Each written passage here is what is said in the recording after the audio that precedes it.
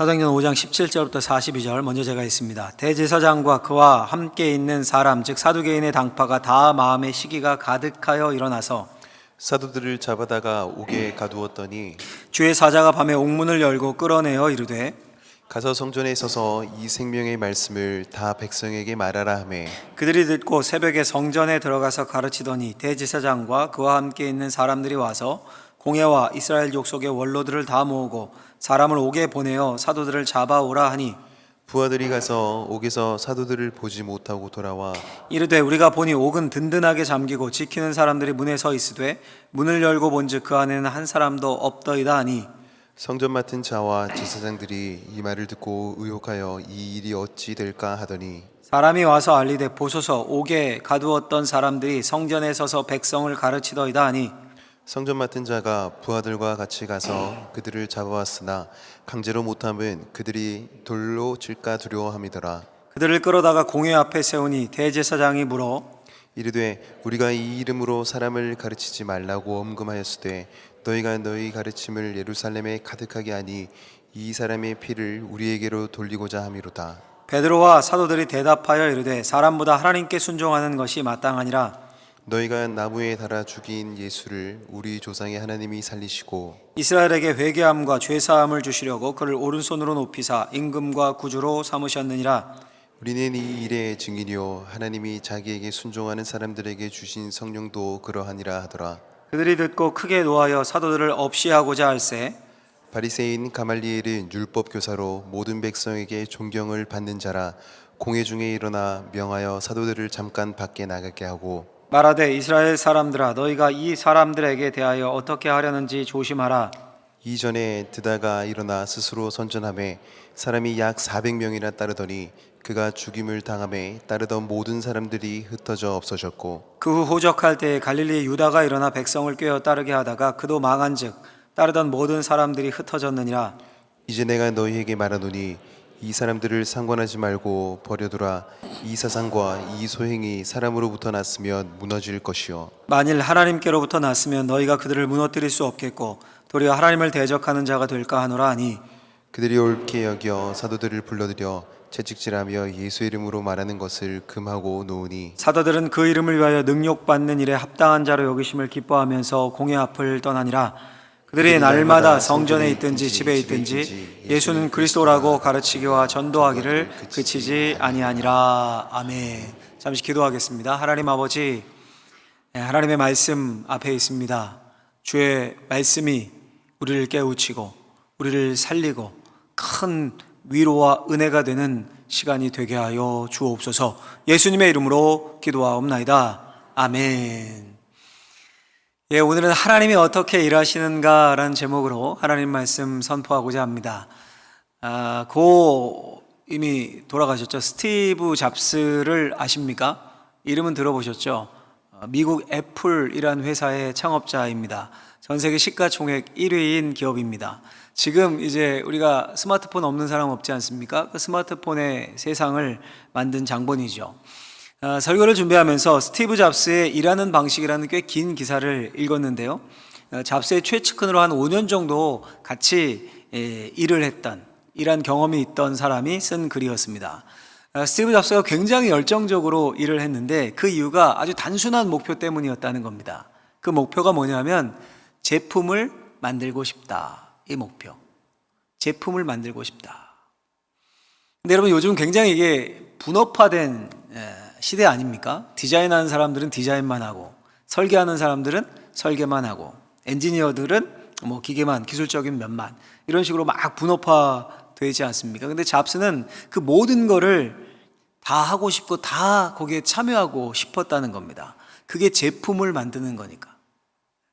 제품 전체를 만드는 거니까. 여러분 그렇게 할 수 있는 유일한 직책이 뭡니까? CEO죠. 대빵 CEO. 그래서 CEO를 하고 엔지니어링부터 디자인까지 다 참여해서 제품, 그 아이폰을 만들어냈다는 겁니다. 그래서 초창기 애플 스마트폰에 스티브 잡스의 철학이 담겨 있다라는 말을 많이 사용하곤 했습니다. 보통 제품에는 그런 말들 잘 안 하는데 여러분 이렇게 스티브 잡스가 제품을 만들고 싶다라는 그 목표가 있고 그에 따라 일하는 방식을 정했던 것처럼 우리를 창조하신 하나님도 우리를 향한 목적이 있으십니다. 우리가 제품은 아니지만 창조물 아닙니까? 우리를 향한 목적이 있으십니다. 그게 뭘까요? 우리를 예수의 사람, 예수 그리스도의 제자로 만드는 겁니다. 우리를 예수의 사람으로 만들어서 우리로부터 영광을 받으시는 것이 하나님의 목표입니다. 그 목표와 목적을 위해 하나님이 일하시는 겁니다. 스티브 잡스가 모든 영역에, 그 제품 만드는 모든 영역에 일하셨던 것처럼 우리의 삶에 일하시는 겁니다. 우리의 삶의 모든 영역에. 어떻게 일하실까요? 우리 하나님이 어떻게 우리를 예수의 사람으로 만들어 가실까요? 오늘 본문을 통해 물론 성경에는 수많은 하나님의 일하심의 방법이 나오지만 오늘 본문을 통해 볼 수 있는 두 가지를 우리 살펴보고 은혜를 나누고자 합니다. 첫 번째는요, 같이 한번 화면을 보고 읽어보도록 하겠습니다. 하나님은 때로 기적적인 방법으로 우리의 삶에 역사하신다. 하나님은 때로 기적적인 방법으로 우리의 삶에 개입하시고 역사하십니다. 오늘 본문 사도행전 5장 17절 18절을 다시 읽어보겠습니다. 대제사장과 그와 함께 있는 사람 즉 사두개인의 당파가 다 마음의 시기가 가득하여 일어나서 사도들을 잡아다가 옥에 가두었더니. 아멘. 무슨 일이 생긴 겁니까, 여러분? 사도들이 복음을 전하다가 감옥에 갇힌 겁니다. 소위 정권에 밑보인 거죠. 굉장한 위기입니다. 왜냐하면요, 이미 전에 전력이 있어요. 전과가 있습니다. 전에 보석으로 풀려난 적이 있었습니다. 3장에 보면 이미 재판을 받았습니다.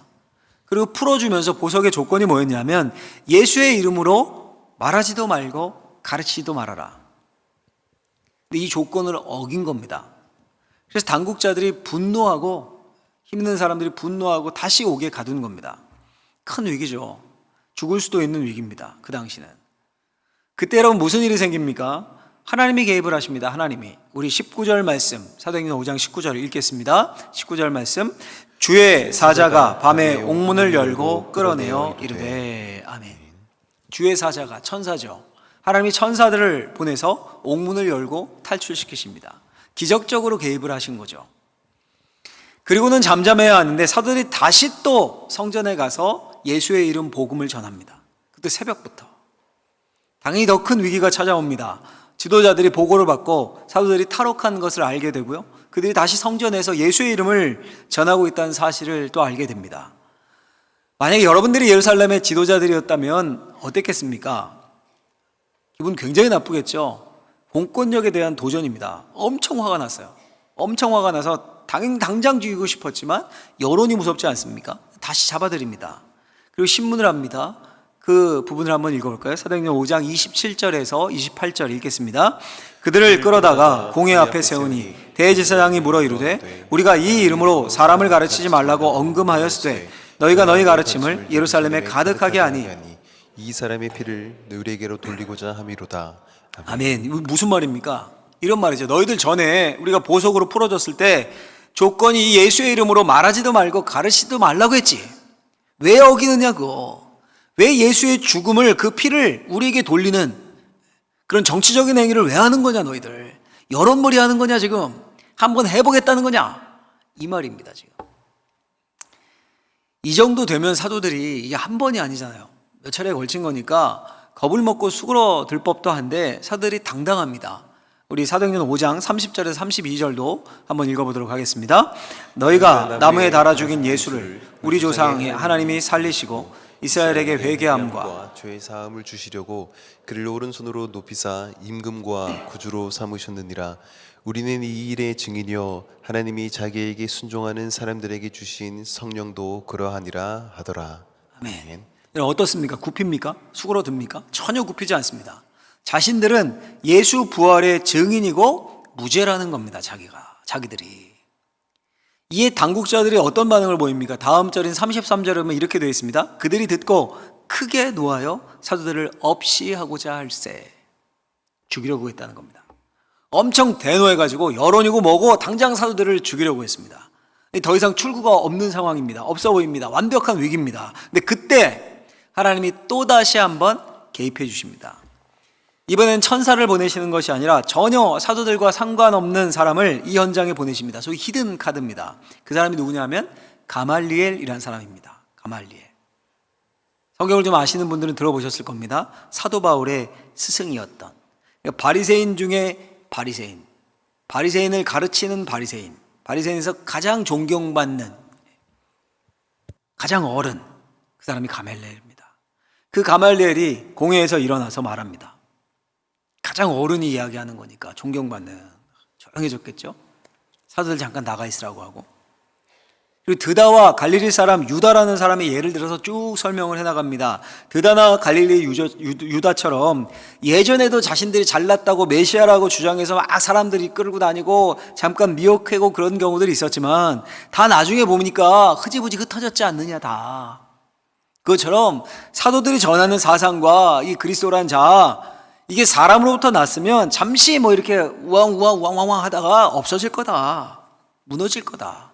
근데 도리어 이것이 하나님으로부터 났으면 사도들을 죽이는 게 오히려 하나님을 대적하는 것이니까 좀 시간을 두고 보자, 이렇게 이야기를 합니다. 나중에 열매를 보자는 거죠. 굉장히 설득력이 있죠. 공회원들이 이 어른 가말리엘의 말을 받아들입니다. 자, 여러분, 그러니까 하나님이 어떻게 일하신 겁니까? 처음에는 초자연적인 방법으로 주의 사자 천사를 보내셔서 일하시고, 또 한 번은 주님을 믿지 않는 사람, 그것도 상대편 당국자들, 수장격인 사람을 사용하셔서 사도들의 생명을 지키십니다. 그러니까 하늘과 땅의 모든 도구를 동원해서 사도들을 구원하신 겁니다. 여러분, 이 하나님이 저와 여러분들이 믿는 하나님입니다. 동일한 하나님. 여전히 우리 하나님은 우리의 삶에 때로는 기적적으로 일하십니다. 또 때로는 생각지도 않았던 사람을 통로로도 해서 일하십니다. 자, 여러분, 그런데 여기 중요한 점이 있습니다. 왜 하나님이 그 하늘과 천사 그리고 땅의 방법, 사람 동원해서 그 사도들의 삶에 개입을 하십니까? 왜 그렇게 하시는 겁니까? 사도들이 지금 정권 반대편에 서가지고 대정부 투쟁을 했기 때문입니까? 하나님이 이스라엘 당국자들을 정말 괘씸하게 여기셔서 마음에 안 드셔가지고 지금 그들 대적하겠다고 사도들을 살리신 겁니까? 그게 아니라 오늘 본문에 이렇게 말합니다. 사도행전 5장 20절 말씀 같이 한번 읽겠습니다. 가서 성전에 서서 이 생명의 말씀을 다 백성에게 말하라 하매. 이 생명의 말씀을 백성에게 말하라. 백성에게 다 말하라. 주의 사자를 동원하셔서 옥문을 열어주시면서 주셨던 말씀입니다. 이 생명의 말씀을 다 백성에게 말하라. 무슨 말입니까? 사도들에게 사명이 남아 있었습니다. 사명이. 생명의 말씀을 백성에게 전할 사명이 사도들에게 남아 있었습니다. 남아 있었어요. 꽤 오래된 일인데요. 제가 이제 부교육자 시절에 그때 목사 안수를 처음 받았던 해예요. 그때가 굉장히 오래된 일이죠. 그때 이제 저도 사역을 했죠. 주일 새벽에 교회를 가는 겁니다. 사역지 교회로 가는데 가다가 교통사고가 났습니다. 제가 이제 살던 집에서 교회까지 한 차로 30분, 30분 정도 차로 가야 됐는데 그 중간에 한 10분 정도 고속도로를 타야 했습니다. 그래서 고속도로를 딱 진입해서 속도를 올리잖아요. 속도를 100km로 쫙 올리는데 갑자기 쾅 소리와 함께 사고가 났습니다. 그 새벽에 제가 그 앞차를 그대로 받은 겁니다. 나중에 보니까 그 차가 고속도로인데 그 정차에 있었습니다. 2차선인가에 서 있었어요. 고속도로 노상에서 음주 운전인 게 나중에는 밝혀졌고, 근데 제가 못 본 겁니다. 그걸 그 뒤에 브레이크 등이 켜 있었을 텐데 못 봤어요. 왜냐하면 차가 서 있는데 그 옆에 큰 위에 승용차를 실어 나르는 큰 트레일러 아시죠? 그게 마침 이렇게 겹쳐가면서 트레일러 뒤에 반짝반짝 무슨 트리처럼 이렇게 트리처럼 쭉 늘어져 있는 게 있었어요. 빨간불이 반짝반짝하는 게 옆에 차랑 겹쳐서 못 봤던 거예요. 그래서 그냥 브레이크 한 번 안 밟고 그냥 받았습니다. 당연히 제 차는 이제 폐차했죠. 뒤에서 만약에 또 다른 차가 와서 저를 받았으면 여기 없겠죠, 지금. 여기 없겠죠. 네. 아주 새벽이라, 이른 새벽이라 차가 다행히 없었습니다. 잠시 정신이 잃었던 것 같아요. 깨어났는데 주일이지 않습니까? 주일. 제일 먼저 뭐 해야 될까요? 교회 그 새벽에 연락을 하고 응급실에 실려간 겁니다. 한참 누워 있었는데 다행히 큰 뭐 어디 막 피 줄줄 나고 이런 큰 외상이 없었습니다. 그리고 정신도 들었고 정신도 멀쩡하고, 그러니 뭐 응급실에서 해줄 수 있는 게 없지 않습니까? 일단 집에 갔다가 큰일 없으면 내일 입원해라. 그래가지고 집으로 왔어요. 저희 매형이 이제 태워서 왔습니다. 집에 누워 있는데요, 그때부터 긴장이 풀렸는지 왜 교통사고 나면 어때요? 온몸이 쑤시잖아요. 온몸이 막 쑤시는 겁니다.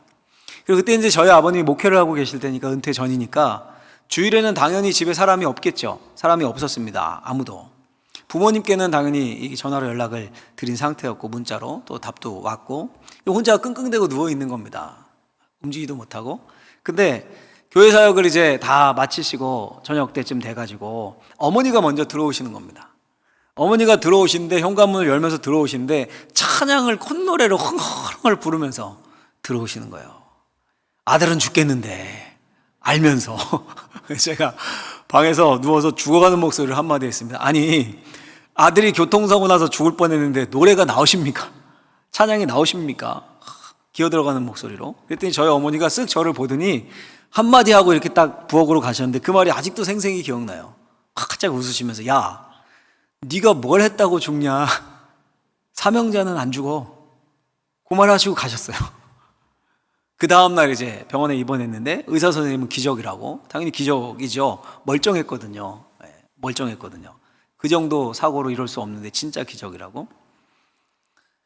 여러분, 사명이 남아 있으면 하나님이 어떤 방식으로든 그 사람을 지키십니다. 기적을 동원하시고 대적자를 심지어 동원하셔서라도 사망의 권세에서 우리를 지키십니다. 여러분, 이 말을 반대로 해석하면 무슨 말입니까? 언제 하나님이 우리의 삶에 개입을 하실까요? 기적적으로라도 언제 개입하실까요? 우리가 사명을 감당할 때입니다. 예수 믿는 사람으로 하나님이 주신 사명, 하나님이 기쁨이 되는 일을 감당할 때, 그 일이 남아있을 때 하나님은 어떤 방식으로든 어떤 방법으로든 우리를 지키십니다. 여러분, 오늘 본문의 사도들을 보십시오. 이 살기등등한 정권의 실세 앞에서 뭐라고 합니까? 이렇게 말하지 않습니까? 사람보다 하나님께 순종하는 것이 마땅하니라. 사명을 알고 그 사명에 맞춰 살던 사도들, 이렇게 당당하고 담대할 수 있었습니다. 사람보다 하나님께 순종하는 것이 마땅하다. 여러분, 지금 온 세상이 난리죠. 코로나19 재확산으로 뭐 3차 유행 수도권부터 뭐 이게 어디로 튈지 모른다 막 걱정을 하고 난리고, 국로는 또 갈라질 대로 다 갈라져 있습니다. 부동산 문제 때문에 서민들이 시름을 앓고 있고, 차별금지법과 같은 위험한 법안이 발의되고, 또 이 세상의 마지막 보루인 것 같은 교회의 명성은 땅에 떨어져 있습니다. 다음 세대는 점점 줄어들고 굉장한 위기입니다. 그래서 우리가 걱정하고 염려해요. 교회를 향해서도 염려하고. 그런데 여러분, 한편 너무 염려하고 걱정하지 않으셨으면 좋겠습니다. 왜냐하면요, 우리의 사명이 남아있고 교회의 사명이 남아있는 한 하나님은 우리를 지키십니다. 어떤 위협 속에서도 우리를 건지실 겁니다. 중요한 건 뭐예요? 우리가, 여러분 한 사람 한 사람, 제가, 또 교회가 사명에 집중하는 거예요. 어떻게 사명으로 살 것인가를 고민하는 겁니다. 여러분, 우리의 사명 역시 사도들의 사명과 같지 않습니까? 생명의 말씀을 전하는 겁니다. 말하는 겁니다. 예수 생명을 전하면서 충만한 예수의 생명으로 우리가 있는 자리에서 살아나는 거예요. 살아내는 거예요. 자리를 지키는 겁니다. 정치에 참여하는 것이 교회의 사명입니까? 교회 1차적 사명 아닙니다. 먹고 사는 것을 걱정하는 것이 우리의 사명입니까? 아니에요. 먹고 사는 것을 걱정하는 건 누구나 합니다. 세상 사람들도 합니다. 그건 생존의 문제죠. 물론 여러분, 코로나19로 생존이 위협받고 일자리가 없어지고 이런 어려운 분들이 있습니다. 그런데 성도들은 생존을 넘어서야 하는 사람들이에요. 단순히 먹고 사는 것을 넘어서 우리에게 주어진 사명. 왜 예수를 믿게 하셨는지, 왜 내가 예수를 믿고 이 자리에서 예배하는지, 예수의 생명이 어떻게 나의 삶에 적용되고 어떻게 그 생명으로 살아낼 것인가, 그걸 고민하고 마음을 모으면, 집중하면 하나님이 반드시 우리의 삶에 개입하십니다. 할렐루야. 그런 놀라운 은혜와 그런 놀라운 하나님의 인도하심이 저와 여러분들의 삶에 다 있기를 예수님의 이름으로 축원합니다. 축복합니다. 둘째로요, 또 어떻게 일하실까요? 두 번째, 같이 한번 화면을 보고 해보겠습니다. 하나님은 때로 부재의 방식으로 우리의 삶에 역사하신다. 부재, 없는 것 같이, 안 계신 것 같이, 부재의 방식으로 역사하십니다. 이 무슨 말일까요? 하나님이 하늘과 땅의 모든 방법을 동원하셔서 일하셨습니다. 사도들을 기적적으로 살리셨습니다. 그럼 그 다음에 이야기가, 스토리가 어떻게 전개되면 좋겠습니까?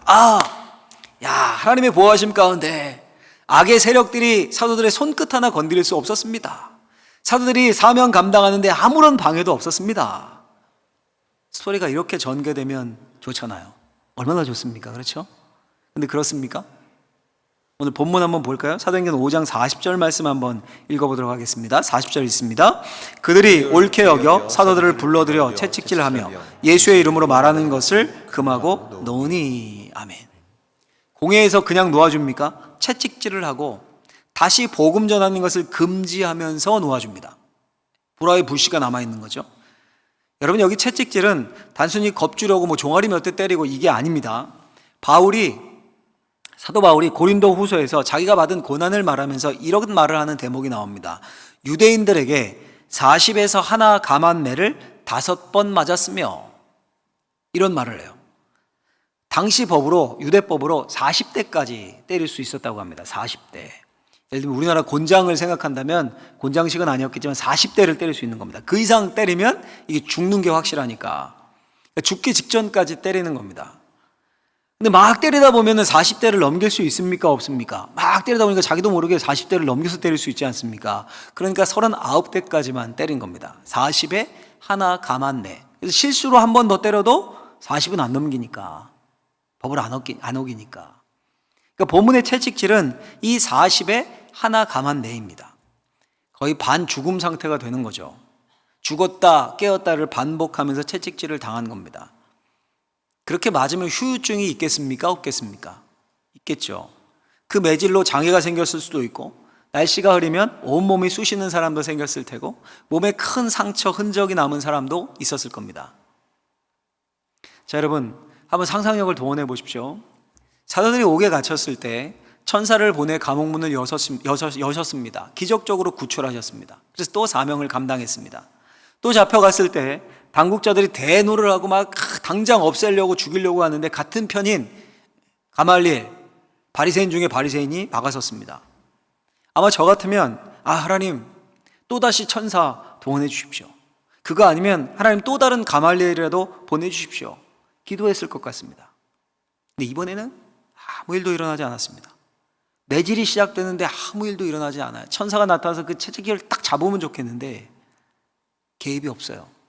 그 어떤 도움도 없습니다. 10대, 20대 기절했다가 다시 깨어납니다. 30대, 마침내 39대, 40에 하나 감한 매, 온몸에 피투성이가 될 때까지 하나님은 개입하지 않으셨습니다. 부재하셨어요. 아니, 부재한 것처럼 느껴진 상황입니다.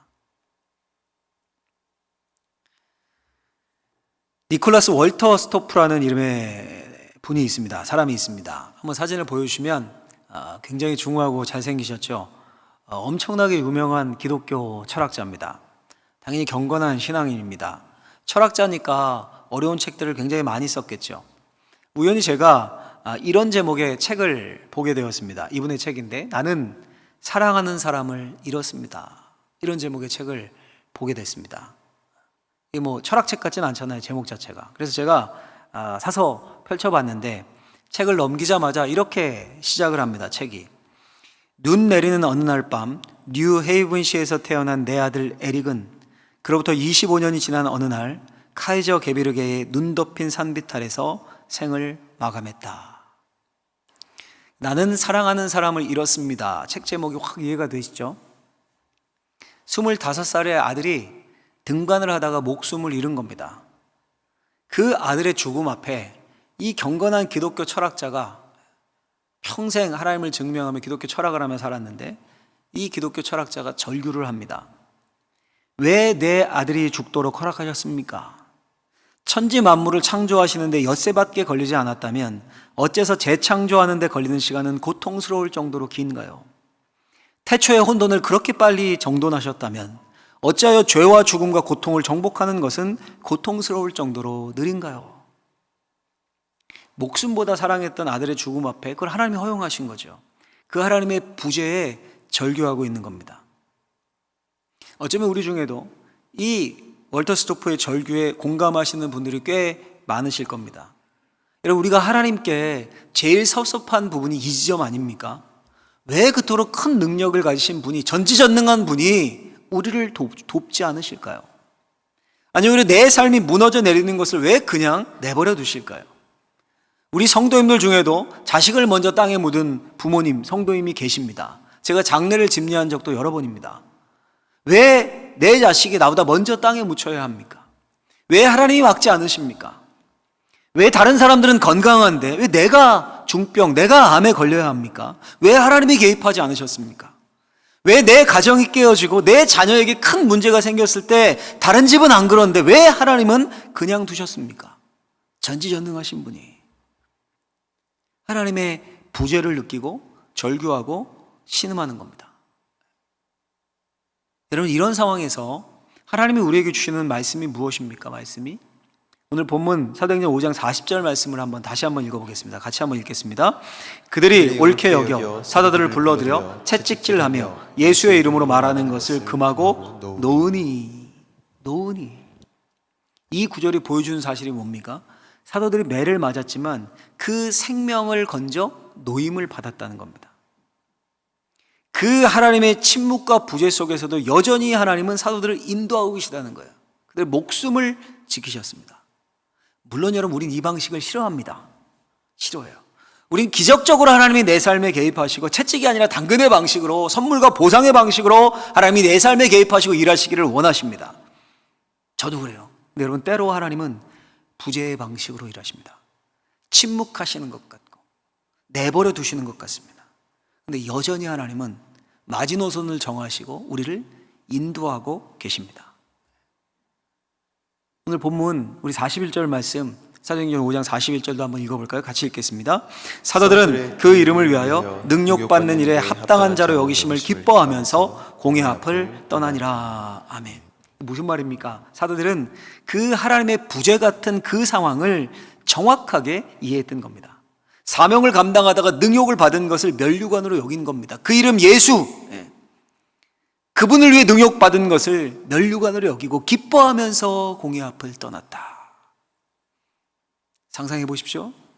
피투성이가 된 채로 절룩절룩거리면서 공회를 나오면서도 입에 찬양을 흥얼거리며 기뻐하며 나오는 사도들의 모습을, 그 이름, 예수의 이름을 위해 능욕받음이 아무에게나 주는 혜택이 아님을 알고 그렇게 나오는 사도들의 모습을, 그리고 그 고문의 후유증으로 절룩거리면서 뭘 합니까? 우리 42절 오늘 보면 마지막 구절 같이 한번 읽어보도록 하겠습니다. 사도행전 5장 42절입니다. 그들이 날마다 성전에 있든지 집에 있든지 예수는 그리스도라고 가르치기와 전도하기를 그치지 아니하리라. 아멘. 할렐루야. 크게 아멘 하셔야 돼요. 여기는 할렐루야. 다시 사명을 감당합니다. 다시 날마다 곳곳에서 예수가 그리스도임을 가르치면서 전도합니다. 생명의 말씀을 전하고 예수의 생명으로 살아갑니다. 여러분, 도대체 왜 하나님이 이왕 일하실 것이면 기적적인 그 방법으로 그렇게 좀 개입하시지, 이런 부재의 방식으로 일하시고 고난과 고통과 함께 인도하십니까? 솔직히 저는 이런 인도 받기 싫거든요. 제 삶에 없었으면 좋겠습니다. 여러분들도 그러시죠? 근데 왜 하나님이 이렇게 하실까요? 왜? 한번 상상해 보십시오. 과연 사도들의 사역이 언제 더 왕성했을까요? 언제 더 사명을 감당할 수 있었을까요? 언제 더 힘이 있었을까요? 기적적으로 막 옥문이 열리고 그 새벽에 나가서 성전에서 복음을 전했을 때 더 파워가 있었을까요? 아니면 채찍질 당하고 그런 상황에서도 하나님에 대한 신뢰 잃지 않고 사명 저버리지 않고 절뚝거리면서 복음을 전했을 때일까요? 저는 말할 것도 없이 후자라고 생각합니다. 후자일 것이 확실해요. 제가요, 아까 소개해드렸던 그 니콜라스 월터 스토프의 책을 단숨에 다 읽었습니다. 얇거든요. 별로 안 두꺼워요. 어렵지도 않고. 만약에 그 책장을 처음 넘겼을 때 이렇게 써 있는 거예요. 내가 하나님의 기적적인 도움으로 이렇게 세계적인 기독교 철학자가 되었습니다. 하나님이 날 유명하게 해주셨습니다. 날 높이셨습니다. 하나님 무신론자들과의 논쟁에서 기적적으로 지혜 주셔서 승리할 수 있었습니다. 이런 식의 간증을 만났다면 어땠을까요? 아마 좀 이따 책 덮었을 겁니다. 아들의 죽음 앞에서 슬픔을 어쩔 줄 몰라서 절규하는 세계적인 기독교 철학자. 일상으로 돌아가지 못해서 모든 삶의 현장에서 아들의 부재에 휘청거리는 한 신앙인. 그러면서도 하나님을 놓지 않고 그 소망을 간신히 붙잡는 월터 스토프. 그 책, 그 글을 보면서 위로를 얻고 신앙이 뭔지를 발견하는 거예요. 그 책의 마지막 끝이 이렇게 끝이 납니다. 마지막이 이렇게 월터 스토프의 고백으로 끝나요. 언제쯤 에릭의 말을 듣게 될까? 아빠, 다녀왔습니다라는 말을 정말 들을 수 있을까? 그리고 하나님의 음성처럼 이렇게 기록해놔요. 이 모든 것을 내가 만들었고 내 아들을 죽은 자 가운데서 일으킨 자도 바로 나라는 사실을 기억하라. 그러므로 그리고 다시 부인의 목소리를 고백하는 것처럼 이렇게 책을 마무리합니다. 좋습니다. 이제 안녕, 에릭.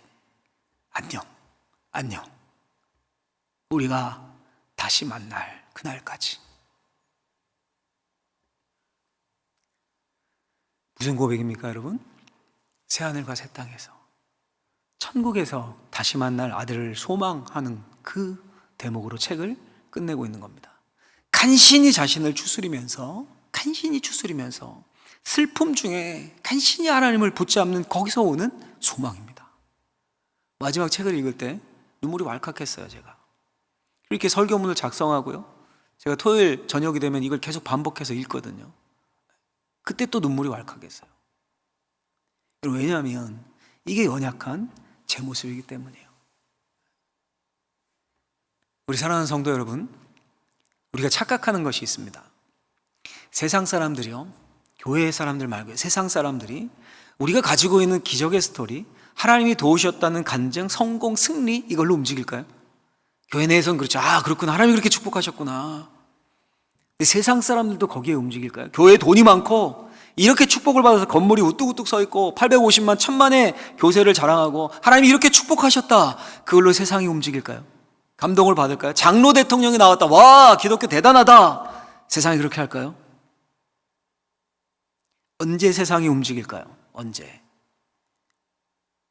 40에 하나 감한 내를 맞고 절뚝거리면서 생명의 말씀을 전할 때예요. 아들의 부재를 딛고 슬퍼하면서 너무 힘들어서 휘청거리면서도 신앙을 놓지 않고 소망을 잃지 않고 다시 일어서는 모습을 볼 때예요, 여러분. 그게 예수님의 십자가의 길입니다. 십자가의 길. 십자가로 끝내셨잖아요, 이 생의 마지막 공생애를. 우리 신실한 신앙의 선배들이 박해 가운데 보여줬던 방식입니다. 이 결과가 어떨까요, 여러분? 결과가 다음 장 6장이죠. 오늘 5장의 마지막 절까지 우리가 읽었으니까 다음 장인 6장 1절이 이렇게 증거합니다. 6장 1절이 이렇게 되어 있어요. 그때 제자가 더 많아졌는데. 물론 5장과 6장 사이에 시간이 제법 흘렀을 겁니다. 근데 놀라운 사실은요, 이 6장 이전에는 이렇게 이야기해요. 신도의 수가 3,000이나 더하더라. 신도의 수가 3,000이나 더해졌다. 교회가 성장했다는 거죠. 혹은 믿는 자가 많으니 남자의 수가 5,000이나 더하더라. 신도의 수, 믿는 자, 이런 표현을 썼는데 6장 1절에서는 뭐라고 표현하고 있습니까? 우리가 좀 전에 읽었죠. 제자가 더 많아졌는데. 처음으로 제자가 더 많아졌다는 표현을 씁니다. 단순히 교회 교인의 숫자가 늘어나는 게 아니라 진정으로 변화되어 제자의 길을 걸어가는 제자가 더 많아졌는데. 우리 사랑하는 성도 여러분들, 꼭 우리가 기억했으면 좋겠습니다. 지금 하나님이 내 삶에 부재하신 것 같은 그 현실, 그런 분이 있을 겁니다. 그러나 그게 나중엔 우리의 큰 능력이요, 증인된 삶을 살 수 있는 간증이 될 수 있습니다. 물론 여러분, 하나님이 기적적으로 어렵지 않게 내 삶에 일하셨으면 좋겠어요. 문제들을 기적적으로 개입하셔서 사람들을 보내셔서 다 해결하시면서, 저도 그래요. 그랬으면 좋겠어요. 그런데 때때로가 아니라 반드시 하나님이 부재하시는 것 같은 방법으로 우리의 삶에 일하실 때가 있습니다. 그리고 그 하나님이 개입하시지 않는 것 같아서 문제가 해결되지 않고 계속 끙끙거려야 할 때가 있습니다. 물론 힘들고 아픕니다. 아파요. 몸이 회복이 안 돼요. 근데 그걸 견디며 버티며 믿음을 잃지 않고 남겨진 사명을 생각하며 산다면 그 고난의 흔적이 뭐가 돼요? 능력이 되는 겁니다, 여러분. 그 고난의 흔적이 능력이 되는 거예요. 그리고 그 능력이 사람을 살리고 많은 사람들을 옳은 곳으로 인도할 수 있는 힘이 됩니다. 힘이 돼요. 혹시 지금 그런 현장에 있는 분들, 그런 삶인 것 같은 분들 있으십니까? 있으실 겁니다. 그러나 분명히 하나님이 여전히 여러분들을 바라보고 계십니다. 그 시간을 함께 아파하면서 십자가의 주님이 함께 하시면서 피를 흘리시면서 눈물을 흘리시면서 버티는 우리를 향해 응원하시면서 우리를 빚어가고 계시는 겁니다. 이 사실 잊지 마시고 비틀거리면서 슬퍼하면서 흔들리면서 아파하면서도 이 소망 놓지 않고 믿음 잃지 않고 하나님께만 소망을 둘 수 있는, 그리고 고난 중에 감옥에서 기뻐했던 바울처럼 기뻐할 수 있는 저와 우리 사랑하는 모든 성도님들이 될 수 있기를 예수님의 이름으로 축원합니다. 축원합니다.